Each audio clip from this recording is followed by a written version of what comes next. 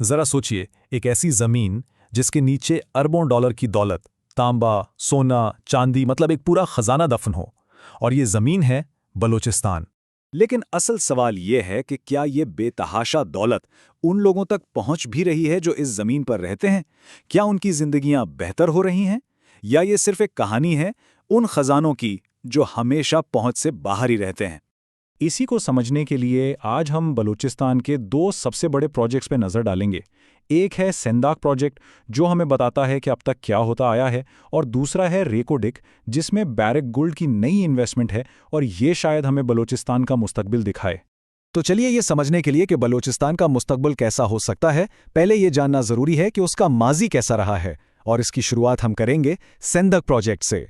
सेंदक project Balochistan के चागी जिले में है। ये काफ़ी अरसे से चल रहा है और इसे एक चीनी कंपनी MCC चला रही है। यहाँ पर मुनाफे का हिसाब किताब बड़ा सीधा साधा है, 50-50। आधा मुनाफा चीनी कंपनी को जाता है और बाकी आधा पाकिस्तान को। अब इसमें बलूचिस्तान को अपना हिस्सा सीधे सीधे नहीं मिलता, बल्कि रॉयल्टी की शक्ल में मिलता है। मतलब ज़मीन से मादनियात निकालने के हक के बदले एक फीस, और कुछ हिस्सा वफाकी हुकूमत से आता है।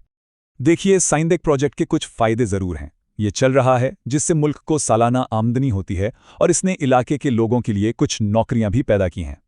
लेकिन सिक्के का दूसरा रुख भी है, और वो ये कि बलूचिस्तान का इसमें डायरेक्ट हिस्सा ना होने के बराबर है।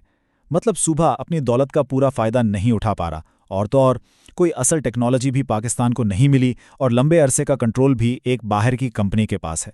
इससे होता यह है कि हमारी अपनी महारत बढ़ने के मौके कम हो जाते हैं। तो ये तो थी सेंदक की हकीकत। अब चलते हैं रेकोडिक की तरफ, एक ऐसा प्रोजेक्ट जिससे बलूचिस्तान के मुस्तकबिल के लिए एक बहुत बड़ा गेम चेंजर, एक बहुत बड़ा ख्वाब कहा जा रहा है। रेकोडिक ये दुनिया के सबसे बड़े तांबे और सोने के ज़खायरों में से एक है। सालों तक कानूनी पचड़ों में फंसे रहने के बाद अब इस प्रोजेक्ट को कनाडा की एक बहुत बड़ी कंपनी बैरक गोल्ड दोबारा शुरू कर रही है। और ये कोई छोटी मोटी इन्वेस्टमेंट नहीं है। बैरक गोल्ड रेकोडिक में अरबों डॉलर लगा रही है, और ये पाकिस्तान की तारीख की सबसे बड़ी फॉरेन इन्वेस्टमेंट्स में से एक बन गई है। और देखिए, रेकोडिक सिर्फ एक खान नहीं है। बैरक गोल्ड यहाँ एक पूरा का पूरा इंडस्ट्रियल इकोसिस्टम बना रही है। इसमें सड़कें बन रही हैं, बिजली घर लग रहे हैं, पानी का निज़ाम बनाया जा रहा है, और साथ ही वहाँ के लोगों के लिए ट्रेनिंग प्रोग्राम्स भी शुरू किए जा रहे हैं। ये एक ऐसी लंबी इन्वेस्टमेंट है जिसका फ़ायदा बलूचिस्तान को आने वाले कई सालों तक हो सकता है। रेकोडिक में मुनाफे की तकसीम का तरीका भी सेंडेक से बिल्कुल अलग है। यहाँ बैरक गोल्ड को मिलेगा लगभग 50 से 55% और पाकिस्तान को 45 से 50%। लेकिन सबसे बड़ा और सबसे अहम फर्क ये है कि बलूचिस्तान को इसमें से डायरेक्ट हिस्सा देने की गारंटी दी गई है। ये एक असली गेम चेंजर है, क्योंकि ये यकीनी बनाता है कि सूबा अपने वसाइल से सीधा सीधा फायदा उठाए। तो अब इन दोनों प्रोजेक्ट्स को जरा आमने सामने रखकर देखते हैं कि असल फर्क क्या और कहाँ है। एक तरफ है सेंदक, जो कि एक चालू मीडियम साइज का प्रोजेक्ट है जिसमें इन्वेस्टमेंट और इंफ्रास्ट्रक्चर दोनों लिमिटेड हैं। दूसरी तरफ है रेकोडिक।